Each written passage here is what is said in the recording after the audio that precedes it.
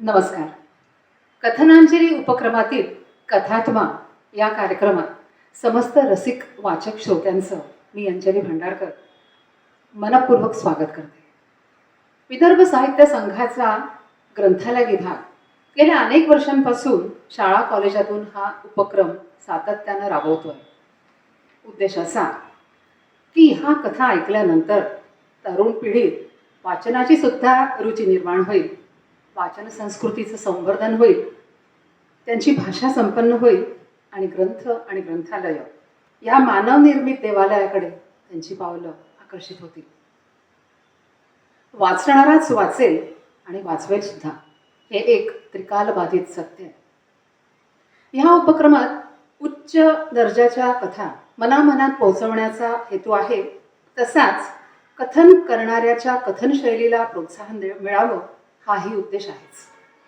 एखादी कथा वाचून समजून तिचं रसग्रहण करून आपल्या स्वतःच्या शब्दात ती खुबीनं श्रोत्यांपर्यंत अगदी परिणामकारक पद्धतीनं पोहोचवताना कथाकथनकाराचं कौशल्य पणाला लागतं. शब्द स्वातंत्र्य मिळूनही कथेचं मर्म, कथेचा आत्मा अगदी जसाच्या तसा श्रोत्यांना सांगणं आणि समजावणं म्हणजे त्या लेखकाचा खरा सन्मान करणं. 2020 हे वर्ष कोरोना नामक नैसर्गिक आपत्ती घेऊन आल्यामुळे दरवर्षीचा हा उपक्रम प्रत्यक्षात न करता ऑनलाईन पद्धतीने आम्ही राबवतोय.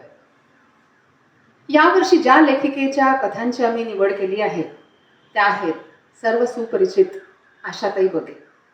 विदर्भ साहित्य संघाचा ग.त्र. माडखोलकर स्मृती जीवनवृत्ती पुरस्कार, साहित्य अकादमी पुरस्कार आणि आचार्य अत्रे कन्या शिरीष पै स्मृती पुरस्कार त्यांनी घोषवल्या गेलेल्या आशाताई बगे यांच्या साहित्य साधनेला कथात्मा आम्ही समर्पित करत आहोत. 10 कादंबऱ्या, 14 कथासंग्रह असा विपुल साहित्य संग्रह आपल्या शब्दात रेखाटणाऱ्या आशाताईंना आमचा हा मानाचा मुजरा. भारतीय संस्कृती, जीवनमूल्य, नातीगोती, जीवनमान यांचं सूक्ष्म निरीक्षण, अभ्यास आणि त्यांचं परिणामकारक प्रकटीकरण त्यांच्या शब्दातून झिरपतं. कुठलाही बडेजाव, नखरा किंवा कृत्रिमपणा नसलेल्या साध्या शब्दातल्या पण असाधारण अशा कथांची माळ आम्ही आपल्याला अर्पण करीत आहोत. या मालिकेत यापूर्वी घरटं आणि मारवा या कथांचा आपण आस्वाद घेतलाच. या माळ्यातलं तिसरं आणि शेवटचं पुष्प आज सादर करीत आहोत. कथेचं नाव महावस्त्र आणि कथाकथन करणार आहेत अदिती देशमुख. त्यांचा परिचय थोडक्यात करून देते. अदिती देशमुख या मानसशास्त्रात MA आहेतच, शिवाय संस्कृतात विशारद सुद्धा आहेत. कन्सल्टंट सायकोलॉजिस्ट म्हणून त्या सेंटर पॉइंट शाळेमध्ये कार्यरत आहेत. स्वरचित कविता आनंदमयी आणि अनेक लेख असा त्यांचं साहित्य प्रसिद्ध झालं आहे. त्यांच्या मानसशास्त्रावर अनेक कार्यशाळा आणि व्याख्यानं सातत्यानं होत असतात. अनेक कार्यक्रमांचं सूत्रसंचालन आणि निवेदनही त्यांना केलं आहे. मित्र हो, कथेविषयी थोडंसं. झोपाळ्यावर भाऊ बसले होते. पाळण्याच्या कडा करकरत होत्या आणि समोरच पंगत बसली होती. या पहिल्या 2-3 वाक्यातच आपल्याला कळतं की ही कथा आहे सुसंपन्न वाड्यातली एका एकत्र कुटुंबाची आणि मराठी घरातली. कथेत अनेक पात्रे आहेत पण महत्वाची 3च. एक कुटुंबवत्सल पण करारी कुटुंब प्रमुख भाऊ, नात ज्ञानेश्वरी उर्फ नानू आणि तिचं नामांतर करणारे त्या घरचे आचारी मोरेश्वर. खरं म्हणजे तेलंगी ब्राह्मण मोरेश्वर हे देशपांड्याच्या वाड्यात येतात ते एक पाणके म्हणून. पण एकदा अचानक त्यांच्या हातचा स्वयंपाक खायचा योग भाऊंना येतो आणि मग मोरेश्वर पाणक्याचं रूपांतर होतं आचार्या आणि ते कायमचं. अप्रतिम स्वयंपाक आणि जोडीला आग्रहानं वाढणं जगावेगळंच.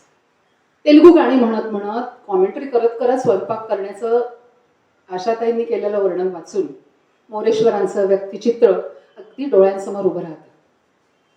उशीर झाला म्हणून काही न खाता पिता शाळेत गेलेल्या नानूसाठी आपल्या स्वतःच्या मनाने केटली घेऊन शाळेत चहा पोचवणं आणि सिनेमा बघताना त्यात नळ आलेला बघून मध्येच घरीही नळ आला असेल म्हणून येऊन पाणी भरून परत जाणं, या प्रसंगातून मोरेश्वरांचं वत्सल निरागस कर्तव्यनिष्ठ व्यक्तिमत्व खूप प्रभावीपणे आशाताईंनी मांडलं आहे. व्यक्तिचित्र आणि व्यक्तिमत्व यांची सांगड अगदी चपखल बसलेली सतत जाणवत असते.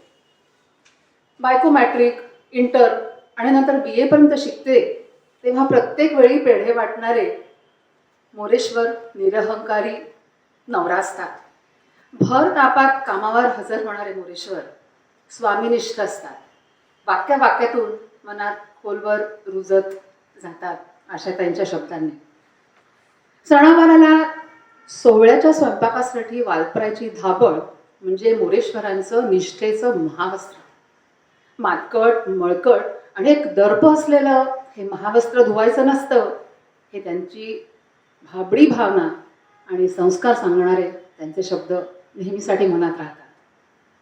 कालांतरानं जुन्या वाड्याचं आधुनिक बंगल्यात रूपांतर होतं. नव्या सुनबाईला थकलेले मोरेश्वर नकोसे वाटतात. तरीही जीवात जीव असे तो आमचा वाडा सुटणार नाही म्हणणारे मोरेश्वरांच्या रोमारोमात कुटुंबातील व्यक्ती आणि तिथलं जीवन किती भिनलं असतं ते वाचकाला आवर्जून जाणवतं. लग्न ठरलेली नानू केळवणाला वाड्यावर येते तेव्हा मोरेश्वरांचं वहिनीला नको असणं तिला विषण्ण करतं. देवघरात खुंटीला विरलेलं मोरेश्वरांचं महावस्त्र बघून तिचा जीव कळवळतो. भारतीय संस्कृती, जीवनमूल्यांचं वर्णन, उत्कृष्ट वातावरण निर्मिती, चपखल प्रसंगातून, शब्दातून नात्यांची उलगड, काही गमतीच्या तर काही करुणामय प्रसंगांचं साध्या सोप्या पण नेमक्या शब्दातलं अंतर्मुख करणारं वर्णन, तरलपणा, अशा सर्वांग सुंदर लेखनाचा अनुभव आशाताईंच्या शब्दातून शिरपवतो आणि आतवर पोचतो. हे सगळं आपण कथेद्वारे ऐकूया. कथेचं नाव आहे महावस्त्र आणि कथाकथन करणार आहेत अदिती देशमुख. व्यक्ती तितक्या प्रकृती हे अगदी सत्यच आहे. निरनिराळ्या प्रकृतींच्या व्यक्ती आशाताई बगेंना नेहमीच भुरळ घालताना दिसतात, कारण त्यांच्या कथांमधून विविध प्रकृतीच्या व्यक्तिरेखांचं सहज सुंदर दर्शन होतं. स्वामीनिष्ठ, प्रामाणिक आणि निरागस मोरेश्वर आचार्याचा जीवनपट उलगडणारी भावपूर्ण कथा म्हणजे महावस्त्र. ही कथा आपल्याला 20व्या शतकातल्या वाडा संस्कृतीत घेऊन जाते. कुळकुळाचार, देवधर्म सांभाळताना माणसं सांभाळणारा, जपणारा वाडा इथं दृष्टीस पडतो आणि मन पंक्तीतल्या सुग्रास भोजनाने तृप्त व्हावं तसं अगदी तृप्त होतं. मोरेश्वर देशपांडेंच्या वाड्यात आले ते पाणके म्हणूनच. तेलंगी ब्राह्मण भाऊ त्यांना एकदा खेड्यावर घेऊन गेले होते. तिथे त्यांच्या हातच्या स्वयंपाकाची चव त्यांना कळाली आणि मग हे मोरेश्वर पाणक्याचे झाले आचारी. मोरेश्वराचे गाव कोणते ते कधी कुणाला कळले नाही, पण नागपुरात देशपांडेंच्या 3 मजली वाड्यात ते अगदी फिट होऊन गेले होते. त्यांचं लग्न झालं होतं, पण झोपण्यापुरतेच ते घरी जात. एरवी दिवसभर ते वाड्यातच राहायचे. घरी जाताना किंवा त्यांना घरून येताना कधी म्हणून कुणी पाहिलं नाही. मोठ्या निर्मला वहिनी तर नेहमीच म्हणायच्या, अंगणातल्या सड्यावर सूर्याच्या आधीच मोरेश्वराची पावलं उमटणार. भाऊ देशपांडेंचा हा वाडा म्हणजे भरलं गोकुळच. भाऊ नेहमी बंगईवर बसलेले असायचे. अण्णासाहेब, मोठे बापूसाहेब आणि धाकटे डॉक्टर नानासाहेब ही सर्व आपल्या बायका मुलांसह गुण्या गोविंदानी इथं नांदत होती. वाड्यातल्या साऱ्या मुलांमध्ये मोरेश्वरांची नेहमी हुज्जत घालायची ती म्हणजे नानू, म्हणजेच ज्ञानेश्वरी. मोरेश्वरांनीच तिचं नाव नानू करून टाकलं होतं. ती त्यांना म्हणायची सुद्धा, मला नानूबाई नका म्हणू, चांगलं ज्ञानेश्वरी नाव ठेवलंय माझ्या आजोबांनी आणि तुम्ही ज्ञानेश्वरीचं नानू करून टाकलं. सगळी तसंच म्हणतात ना मला. छे, मला नाही बुवा ते आवडत. तेव्हा ते तिला म्हणायचे, तुमचं नाव आम्हाला कठीण जाते नानूबाई. अशा प्रकारे प्रत्येकच गोष्टीला मोरेश्वर आपल्या पद्धतीने वळवून घ्यायचे आणि प्रत्येकाला जीव लावायचे. स्वयंपाक तर इतका समरसून करायचे की खाणारा अगदी बोट चाटत राहील. केवळ स्वयंपाक करणेच नाही तर पंक्तीला सुद्धा ते तितक्याच प्रेमाने आग्रह करून जेव घालायचे. स्वयंपाक करताना स्वतःशीच गुणगुणत बडबडत राहायची त्यांची सवयच होती. एकदा खास बटाट्याचा रस्सा बनवणं सुरू होतं. आता गंज ठेवतो, धणे वाटतो, तेल तापले की मिरच्या काढून घेतो, मग मोहरीचे 4 दाणे. सगळी मुलं मोरेश्वराचा रस्सा बघत होती. त्यांची हसता हसता पुरे वाट झाली. अरे मोरेश्वर, ही कॉमेंट्री कशाला? तुझ्या बडबडीनं डोकं उठतं बाबा, निर्मला वहिनी म्हणाल्या. मोरेश्वरांनी मग स्वतःला थांबवलं, पण डाव्या हातानं चुटक्या सुरूच होत्या आणि गुणगुणतही होते. कालनीजा काकडाय, कालनीजा काकडाय. दुपारी नानासाहेब दवाखान्यातून आले. सगळी जेवायला बसली. नानूच्या आईनी रस्सा वाढायला घेतला. तसे मोरेश्वर एकदम उठलेच. हा हा हा वहिनीबाई, असा नाही घ्यायचा रस्सा, रस्सा फुटेल. कणकेचे हात त्यांनी धोत्रालाच पुसले. नानूनी त्यांना टोकलंही, मोरेश्वर हात फडक्याला का नाही पुसत? पण मोरेश्वराचे लक्षच नव्हतं. त्यांनी अगदी हळुवारपणे रस्सा प्रथम वाढणीत ओतला. बटाट्यांना धक्का लागू न देता बटाटे पळीनी अलगद रश्श्यात टाकले. मग स्वतः अगदी खुशीत आले. मान हलवली. आता असा वाढा रस्सा, आधी रस्सा मग बटाटा, त्यांनी अधिकाराने सांगितलं. स्वतःच्या मालकीची वस्तू जपून दुसऱ्याच्या स्वाधीन करावी ना, अगदी तसं. ते पातेलं त्यांनी नानूच्या आईच्या हाती दिलं. एका शनिवारची गोष्ट. नानूला उठायलाच उशीर झाला. घाईघाईनं ती शाळेत निघून गेली. दूध चहा काहीही न घेता. आणि तिसऱ्या पिरियडला मोरेश्वर चहाची किटली घेऊन थेट शाळेत हजर. अगदी गबाळा वेश, शर्ट स्वच्छ, धोतर मात्र एकदम मळकं, हात पुसले असावे अगदी तसे. खालच्या वर्गापासून प्रत्येक वर्गात ते विचारत विचारत जात होते, आमच्या नानूबाई आहेत, आमच्या नानूबाई आहेत. नानूच्या वर्गावर गेले. तिथे विचारण्याआधीच नानू चटकन बाहेर आली. मोरेश्वराला बाजूला नेलं आणि गुरगुरतच विचारले, इथं कशाला आलात? आम्हाला मोठ्या मालकांना पाठवला, तुम्ही चहा घेतला नाही तो. आजोबांनी पाठवले? पण तुम्ही का आलात? असं बावळट ध्यान करून ते धोतर कसं कळकट्ट आहे ते तर पहा. पण मोरेश्वरांना त्याचं काही नाही, ते बोलणं त्यांना लागलंच नाही. चहा घेऊन टाका नानूबाई, आम्हाला उशीर होते. तुम्हीच घ्या, मला नको तो चहा. तरी मोरेश्वर उभेच, किटली हातात. एकटा शर्ट तरी स्वच्छ कशाला घातला हो? तोही धोत्रासारखा मळकाच घालायचा ना, मॅचिंग तरी होईल. आणि पुन्हा ते शाळेत नका येऊ हा माझ्या. नानू संतापाने म्हणाले. मोरेश्वर खाली मान घालून म्हणाले, मग आम्ही जाऊ. जा, चहा द्या फेकून. मोठे मालक रागावतील ना, रागवू द्या. चहाची किटली घेऊन मोरेश्वर हळूहळू तिथून निघून गेले. शाळा सुटली. नानू तणतणतच घरी आली. दप्तर फेकून रागानं आईला म्हणाली, आई, पुन्हा असं बावळट ध्यान शाळेत पाठवू नको ह, मुलं चिडवतात ग. बर, असं म्हणून आई हसली. आणि यांची आई त्यांचं धोतर का नाही ठेवून देत का मला सांग बरं, किती मळकं हसतं ते. नानूला त्यावेळी तेवढं एकच नातं ठाऊक होतं. अगं त्यांची कुठली आई नानू, ते इथे वाड्यातच तर असतात ना ग आपल्या. आमचं आता हेच घर नानूबाई, मोठ्या मालकांनी आम्हाला वाड्यात आणला, आता आमचं हेच घर, मोरेश्वर म्हणाले. पण इथे येण्यापूर्वीच यांचं घर ते कुठे आहे? नानूनी विचारलं. ती हट्टालाच पेटली होती, पण तरीही मोरेश्वरांनी त्यांचं घर कुठे ते मात्र काही सांगितलं नाही. ते बाहेरच्या भरून आलेल्या आभाळाकडे तसेच बघत राहिले. तसं पाहिलं तर मोरेश्वरांचंही स्वतःचं घर होतच, कुटुंब होतं. त्यांची बायको जानकी नीट नेटकी सगळं सांभाळणारी होती. विशेष म्हणजे ती लग्नानंतर शिक्षण घेत होती. एकदा मोरेश्वर तिला दसऱ्याच्या निमित्ताने वाड्यावरही घेऊन आले होते. तेव्हा नानूची तिची भेट झाली. तिचं वागणं बोलणं पाहून ही मोरेश्वरांची बायको तिला त्यांच्यापेक्षा उजवीच वाटली. तिनं न राहावून तिला विचारलंच, तुम्ही मोरेश्वराचं धोतर का नाही धुवून देत हो? पण तिच्या या बाळगोत प्रश्नाला सगळ्यांसोबत जानकीनंही हसण्यावारीच नेलं. जाताना मोरेश्वरानं जानकीला भाऊच्या पाया पडायला लावलं.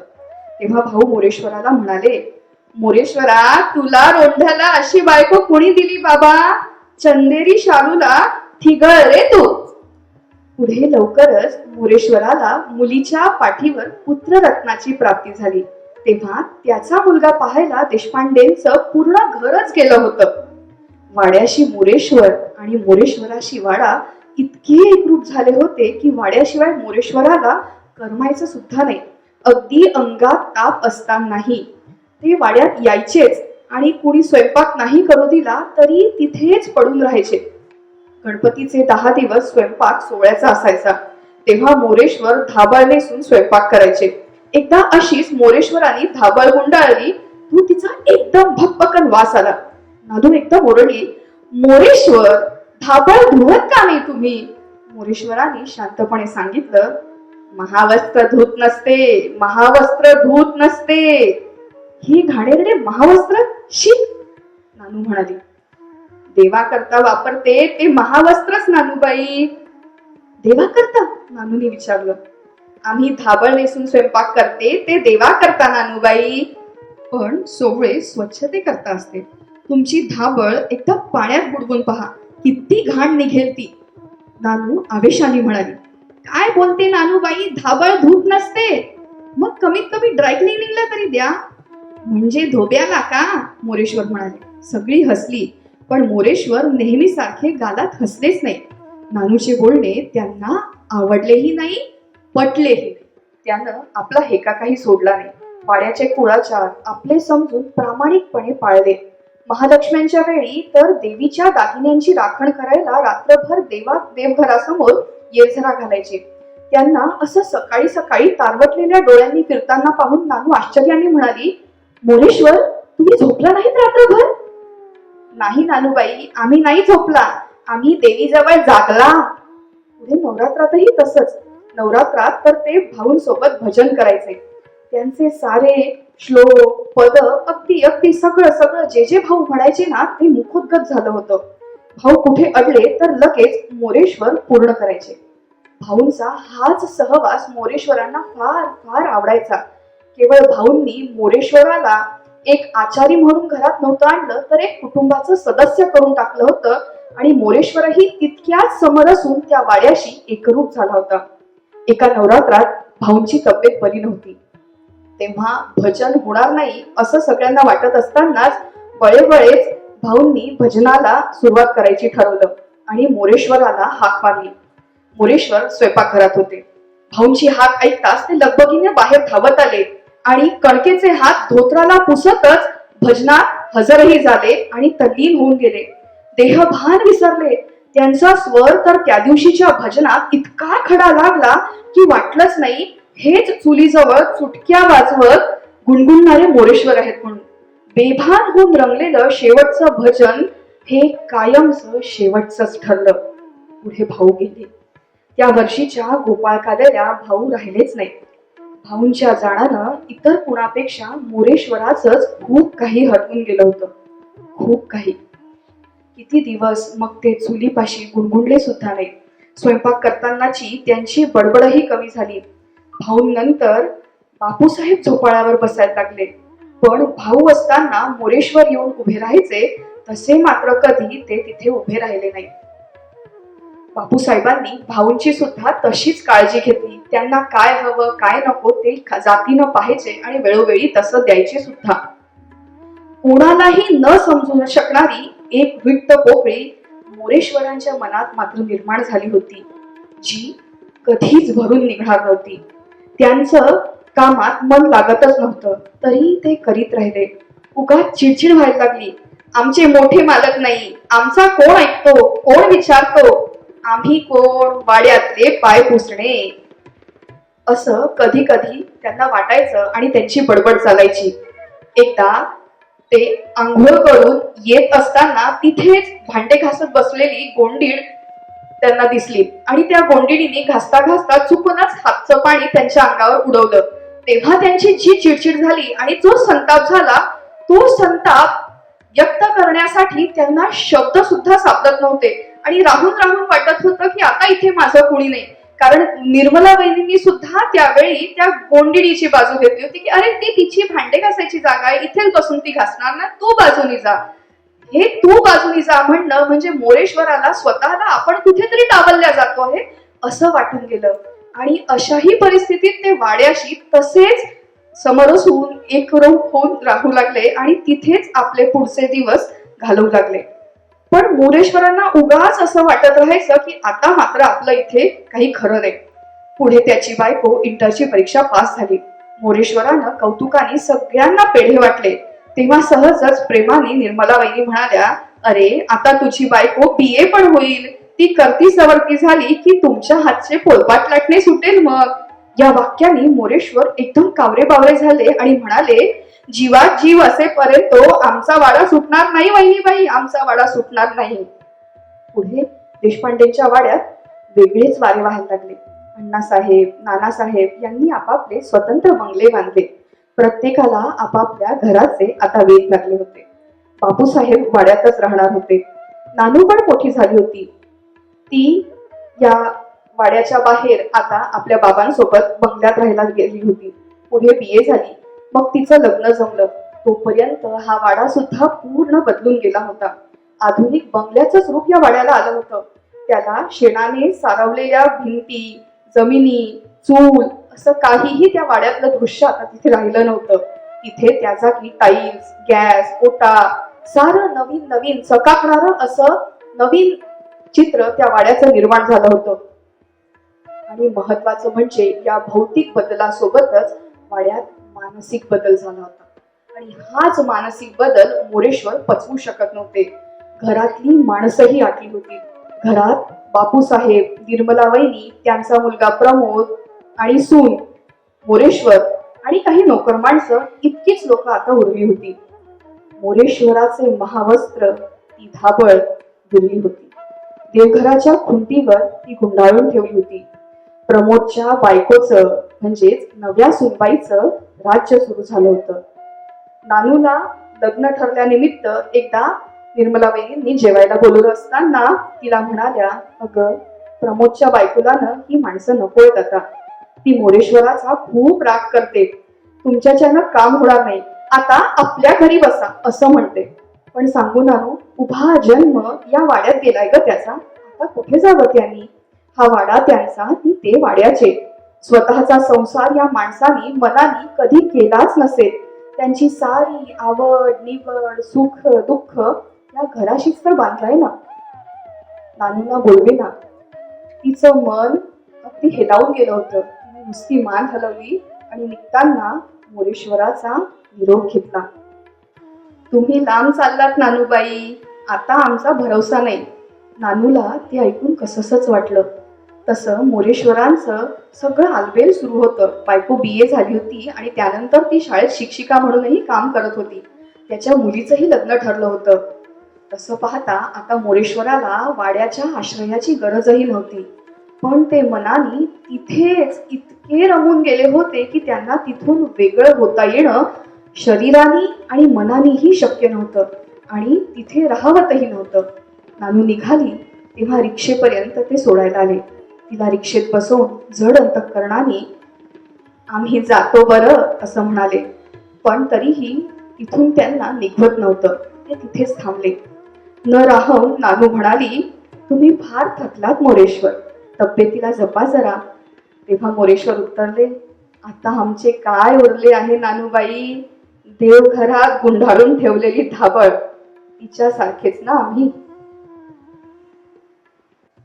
रसिका हो, आशा करते की कथात्मा हे आशाताई बघेंना केलेलं अभिवादन आपल्या पसंतीस नक्कीच उतरलं असेल. आपले अभिप्राय आपण आम्हाला फोननी सुद्धा कळवू शकता. आमचा दूरध्वनी क्रमांक आहे 0712-254-0014. लवकरच मराठीतल्या काही कसदार कथा घेऊन आम्ही आपल्या पुढे पुन्हा येत आहोत. विलास सारंग या मराठीतून कथा लिहिणाऱ्या लेखकाला अभिवादन म्हणून. लवकरच.